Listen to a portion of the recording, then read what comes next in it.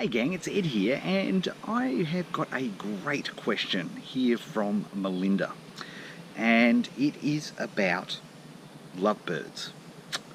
That's right, there's a niche for everything, isn't there? Well, Melinda, as it happens, is having a couple of issues with trying to really figure out what the pains are in this particular niche. Let me just read out this for you. So it says, "Good evening, Ed. Thank you for the great material. I'm learning so much. I'm a little stuck, though, on the pains and the steps required.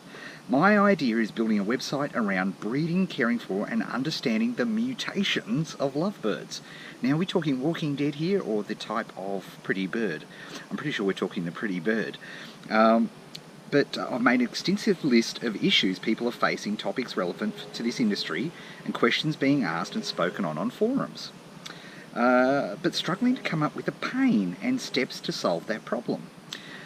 So, for example, would something like raising a loving companion, which again, if you didn't know the context of lovebirds, that would be very interesting, or be appropriate, or a title that evokes strong emotion like avoid premature death when dealing with the lovebird's diet and foods that need to be avoided? Well, I think you're actually doing this really well, Melinda, because you've hit the nail on the head. You know, as I forget, it was a political commentator in the 70s who said, people always slow down for the car accident, but rarely stop to look at the beautiful sunset.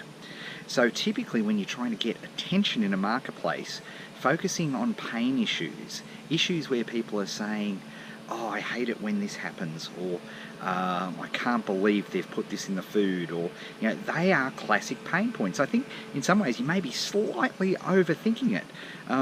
You're really doing very, very well there. So you're saying that you're a little stuck, but you know, and so you're saying here, what value am I offering to a prospective client when I deal with these issues? Well, for example, just helping people by pointing out what are the best types of food for their lovebirds, that's really interesting. And it's interesting you mention here, I've chosen this market as my husband has a lovebird business and is in the process of breeding some scarcer mutations.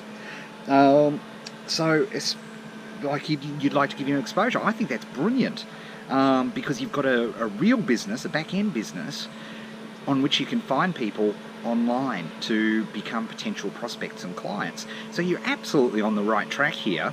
And so the steps are understand pains, gains and jobs to be done. I think you're doing that quite well, and you just needed some, you know, some reinforcement, if you will. The next step here is to build a funnel. Start building that mailing list.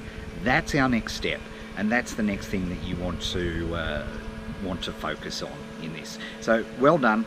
And remember, anybody listening to this, pains are such an important motivator in a market. As I often say, I'll be speaking with a private client and they'll be telling me about pains in their market, which are really quite painful. And I'll be going, "Oh, that's awesome, that's great, what a great pain." And I'm thinking not as a empathetic human being, but as a marketer, because that's something that we'd be able to get people's attention with. So yes, helping, and when you think about it, is there nothing better when it comes to serving a market than being able to help people out with their pains? The ideal is you solve the pain straight away with whatever your download is for your funnel. That would be the best thing. The next step would be to, for example, get them on the way. What's the first step towards solving that problem? On the weekend at my live workshop, I even mentioned that you could perhaps send people to other people's YouTube videos and have 5 or 6 YouTube videos, or a checklist that people could do when they're thinking about breeding lovebirds. Again, think about what people want, because we want to get that email list and we want to start building that relationship by serving the market, right? It's all about helping people. And is lovebirds a great market? Of course it's a great market. If underwater kickboxing is a thing these days, remember, 1,000 people spending $100 over the course of the year is $100,000 a year business. And that's what's so exciting. There's never been a better time to start a market in what you consider to be a small niche, but I bet you there are literally thousands of people who are interested in breeding lovebirds all around the world. So with that, hopefully that was a little bit of help for you, Melinda. And don't forget, at any time, if you go to live.eddale.co, you can submit a question for me to answer 24 hours a day, 7 days a week, and I'll answer them here on a video like this or on a future live broadcast.